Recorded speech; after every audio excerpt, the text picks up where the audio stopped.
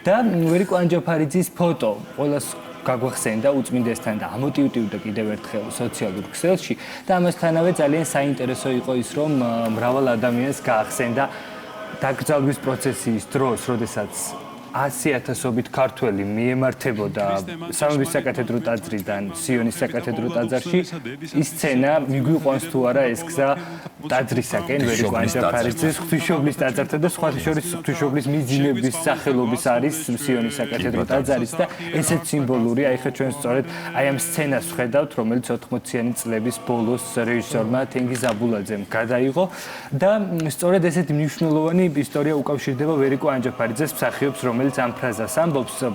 ვერიკო ანჯაფარიძე 70-იანი წლების შუა ხანებში ვაჟი გარდაეცვალა, რამაც ჭიაურელი გახდათ ვერიკო ანჯაფარიძის და მიხეილ ჭიაურელის შვილი, სოფიკო ჭიაურელის ძმა. 1975 წელს 48 წლის ასაკში გარდაიცვალა ის და ძალიან მნიშვნელოვანი იყო ის, რომ სწორედ აი ამ დიდი ტრაგედიის შემდეგ, რაც დაატყდა ვერიკო ანჯაფარიძეს, მან დაკარგა რწმენა და რაღაცნაირად შეირყა მისი ეს დამოკიდებულება მთლიანად რელიგიისადმი. და მანამდე ჩვენ აი ეს თუნდაც ფილმში ლეგენდარულ ოთარ ანთქვრივში რაც არის, აი ეს შვილმკვდარი დედის სახე აღმოჩნდა, რომ რეალურ ცხოვრებაშიც განმეორდა ვერიკო ანჯაფარიძის შემთხვევაში. საუბრობდა ხო ჩვენთან აი ამაზე ნიკუშა გვიყვებოდა რომ როგორ ღამეები ისმოდა მათ სახლში აი ეს დღის განმავლობაში ვერიკო არავისთან ამ თემაზე არ საუბრობდა და ღამით როდესაც საკუთარ თავთან მარტო რჩებოდა დაჭრილი ლომის გმინვა გამოდიოდა მისი ოთახიდან და ჩვენ გვაქვს სწორედ ფრაგმენტი აი ამ ინტერვიუდან რომელიც ნიკუშა შენგელაიამ ჩვენთან საუბარში გაიხსენა და ესეც რომ ნახოთ და მოვისმენთ. მე უკვე ცხოვრებაში დიდი დრამა შეხვდა მას, გარდაეცვალა შვილი. ამას დიდი დრამა არ არსებობს რა. როდესაც რამაზის კუბოს მიწის ბელტები ეცემოდა დედას არც ერთი ცრემლი არ ჩამოვარდნია. ოღონდ ღამ-ღამობით, როდესაც ყველა იძინებდა, დედას ოთახიდან ისმოდა ღმუილი. დაჭრილი მხეცივით ღმუოდა.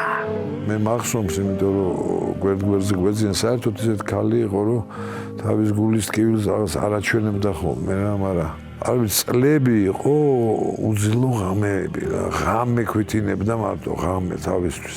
ძალიან დიდი როლი შეასრულა ჩვენმა პატრიარქმა, რომ გამოიყვანა ვერიკო ამ მომენტში, რომ მთელი ხატები გამოიტანა ოთახიდან რა, ეს რო დაემართა რა. დაკარგა წმენას ყველაფერი ამ ტკივილში რა და მახსოვს მე ელია მეორე მოდიოდა და აი საათობით ესაუბრებოდნენ ერთმანეთს რაღაც და აი ეს ნელ-ნელა დააბრუნა მე თავის ოთახში ეს ხატები და გამოიყვანა რა მდგომარეობიდან.